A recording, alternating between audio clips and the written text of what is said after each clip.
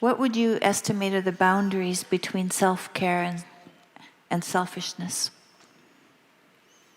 Well, that's a good follow-up question for what we've been just discussing. Well, the first thing we have to sort out there is, well, what do you mean by self? And people make memes about me because I'm always asking for word definitions. But, and it annoys people because they think, well, it's just, you know what that means. It's like, is God real? What do you mean by real? Well, you can't ask that. It's like, well, then you can't ask your question either. What do you mean real? Well, everyone understands that. It's like, really, we do we? We understand what's real. We've got that nailed down. What you're really asking is something like, here's what I am insisting that you regard as real, which is usually something like an objective materialism. Does God fit into that category? It's like, well, that's a completely different question than the one you asked. No, perhaps, is the answer to that question, but you didn't formulate the question reasonably, because when you formulate a question like, is God real? God's a mystery in that question, and so is real. And you don't get away with the axiomatic presupposition that you've got real nailed down, and all we have to do now is mop up God. It's not reasonable. It's not acceptable in the least. It's just a trick, and it's not a very sophisticated trick. And so, in this situation, selfishness versus self-care, well, I think really the issue there is the definition of self. So, whatever the self is very complicated, because it's really what you are at your core. That's the question. That's unbelievably complicated. It's like, what the hell do you know about who you are at your core? I mean, human beings we have no idea what we are in the final analysis. And so Carl Jung wrote books on the self. He believed Christ was a symbol of the self. It's a very complicated idea. And takes a lot of unpacking. You could think about the self as what it is that has demands right now. And when people attempt to define themselves subjectively, which has become something to be insisted upon in our current culture, they usually mean something like, the ultimate self is the whim that possesses me now. And that's a dubious proposition. What the whim that possesses you now is more accurately conceptualized as a fragmentary self. You know, if you have a 2-year-old and the 2-year-old wants something and has a little tantrum in the grocery store because of it, the impulsive demand that possesses that child in that context is a fragmentary part of the child, but it in no means is reflective of the totality of that person. And then you might ask yourself, well, what's the totality? And well, as I said, that's a very complicated problem, but the totality of a person is certainly their iterations across time. It's at least that, right? Because there's a past you, and there's a present you, and there's a future you, and whatever you is in the final analysis is the aggregation of all of that across time. And maybe the aggregation of all of your manifestations in every social context as well. And then I could say, well, if you're taking care of yourself wisely, then you're taking all of that into account simultaneously. And then if that's selfishness, then that could be viewed as a positive good. But if you're subordinating that greater totality to the impulses of a momentary whim, which you've defined as the self, then that's a very bad idea. All that's going to do is cause trouble and make you unpopular. And so I don't believe there's any difference between service to the highest self and service to other people. I think those are the same thing. And we can think about that technically too. So there's a lot of other people and there's only one of you. And you're going to interact with people in a multitude of ways across your life. And you could imagine this, is that if you play fair in every interaction, or if everyone you interact with walks away from your interactions having gained, then everyone is going to line up to play with you. And so, how is that going to be anything but good for you? How could anything possibly be better than that? Because you're outnumbered very badly. And so if all the people around you are inclined, because of the way you've conducted yourself, to facilitate your progress forward, why wouldn't that be the best thing for you that could possibly occur? And one of the things I've suggested to my audiences, and people seem to resonate with this quite deeply, is imagine yourself ill and bereft of capacity, suffering. You think, well, what might sustain you during such a time? This is the question that's posed in a marriage, for example, for better or for worse, let's say. And one answer is the fruits of the sacrifices that you offered in relationship to other people previously. And so what does that mean? Well, if you had been responsible and caring, mature, and self-sacrificing in the proper manner, and I don't mean martyrdom, like a nihilistic martyrdom or a resentful martyrdom, then you've stored up, to put it sort of coldly, social capital. And then people will be pleased to return the favor in times of desperation. And that way, if that was the case for all of us all of the time, then we'd be in a mutually sustaining web of interactions. And that's not exactly organizing your psyche, right, so that you can sail through suffering. It's more external. It's that you're storing up your sanity in the reciprocal goodwill that you've built up with other people. And to do that optimally, you do that in a spirit of something like playful love, if you do it optimally. And of course that's going to redound to your great benefit. But even better than that, it's going to redound to your great benefit in a way that's also simultaneously mutually beneficial to as many others as you're skillful enough to manage. This developmental psychologist named Jean Piaget. Piaget is a very interesting thinker. And he was motivated by, his life's goal was to reconcile science and religion. And modern analysts of Piaget generally regard him as a developmental psychologist. But he described himself as a genetic epistemologist. And by genetic, he meant one who analyzes the genesis of things or their beginning. And by epistemologist, he meant someone who analyzes structures of knowledge. And so what Piaget was trying to do was to understand how our structures of knowledge developed across time. He thought if you wanted to pursue philosophy, and even more deeply, let's say theology, then it would make sense to look at how knowledge structures develop from childhood forward, because they're simpler in childhood and you might be able to understand them better than having to dive right into adult cognition. And he got a long ways on his enterprise. I think farther than people realize. He's a very sophisticated thinker. And he had this theory of equilibration, which is a lovely theory. So an equilibrated system will maintain itself without outside compulsion.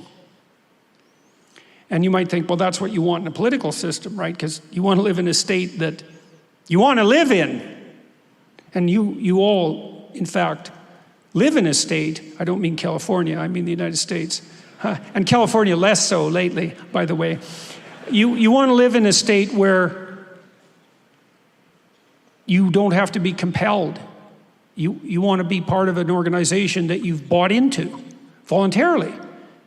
And it's so interesting because that's actually one of the criteria by which you could judge the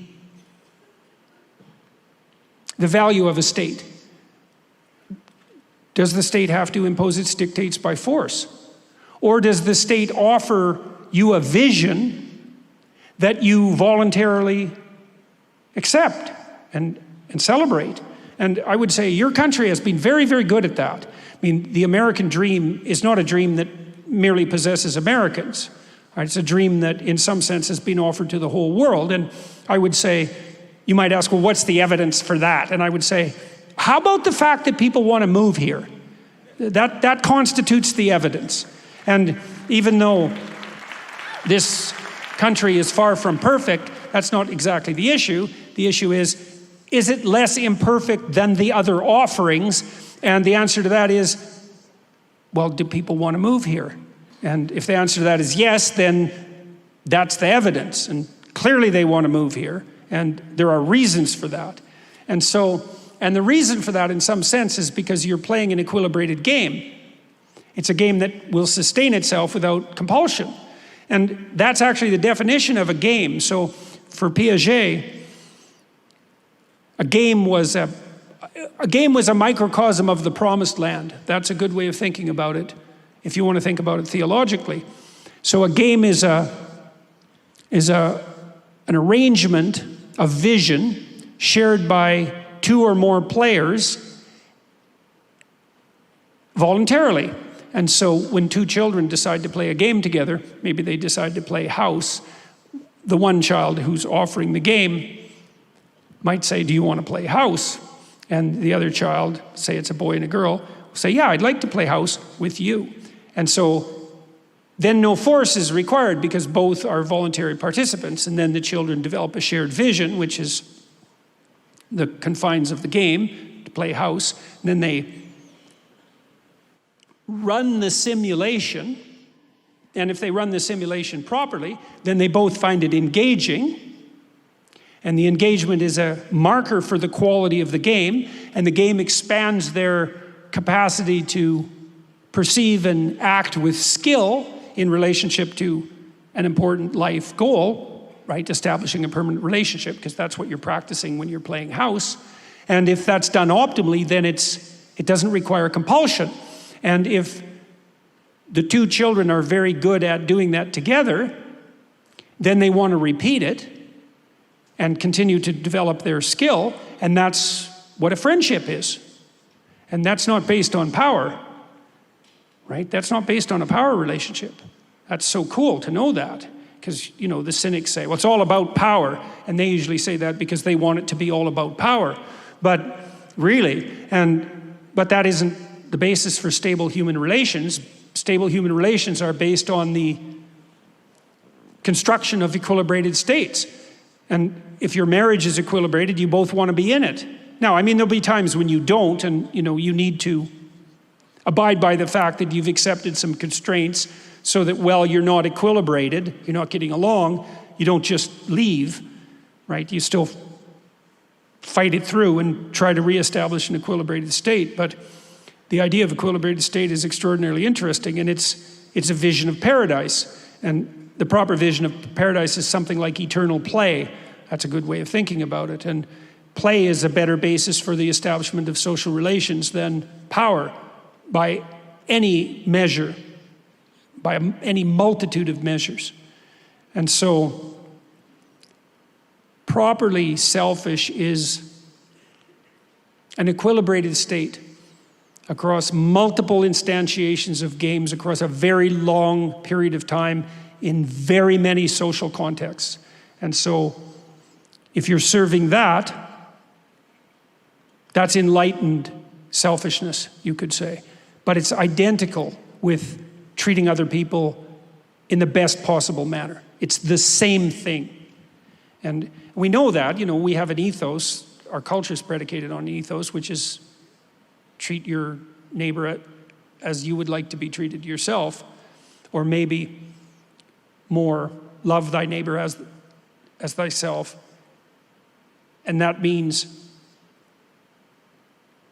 to act towards your neighbor as if he or she is capable of producing a sequence of Jacob's ladder-like goals across time, and that you're of the same nature, and that will increase the probability that that direction will be the one that makes itself manifest. And that's definitely the case. I mean, I had people in my clinical practice who had become embittered and resentful. They're often naive people, and people generally start out naive who'd been betrayed. And they regarded their loss of naivety as an increment in wisdom. And you see this with cynical people, right? And they think, well, I was naive and I got burned, and that's not going to happen again. And it's like, fair enough, that actually is an increment in wisdom, but you're in the desert at that point, right? I mean, the naivety wasn't a virtue, and the collapse is a catastrophe, but the place you end up with is not positive. But you're not going to say, well, I'm not going to drop my cynicism and go back to being naive, because that would actually be a reversal of the acquisition of knowledge. Plus, what they say, once burned, twice shy. So then, well, what's the alternative to the cynicism that's induced by malevolence? And the answer to that is something like courageous trust. So imagine that you want to bring the best out of people, even though now you know that there's plenty of the worst there too. And the answer is, well, the question is, how do you do that? And the answer doesn't seem to be by facing everyone with a pervading spirit of distrust and bitterness. That just doesn't seem to work. And you might think, well, that's justified because I've been burned multiple times. Why wouldn't I do that? And the answer has to be something like, because you have the courage not to. Right? If you're not going to fall back into a foolish naivety and not allow yourself to be twisted into nihilism by bitterness, then your option is something like, well, I know perfectly well that you're full of snakes, but I'm going to extend my hand anyway, based on the faith that if you have the courage to do that, that the being that you will call out of the other person is thereby rendered most likely to be of the upward stumbling type. And I think that's the case. You see people who are very sophisticated in their perceptions and social ability, and they can interact even with people who are quite corrupt and still increase the probability quite dramatically that the interaction will be positive. And that's part of that impulse towards the development of an equilibrated state. And so, to reach out your hand like that to your fallen brother, let's say, without being naive, that's part and parcel of acting out that highest order conception of the self. That's the logos. That's how that works. So that's an answer to that question.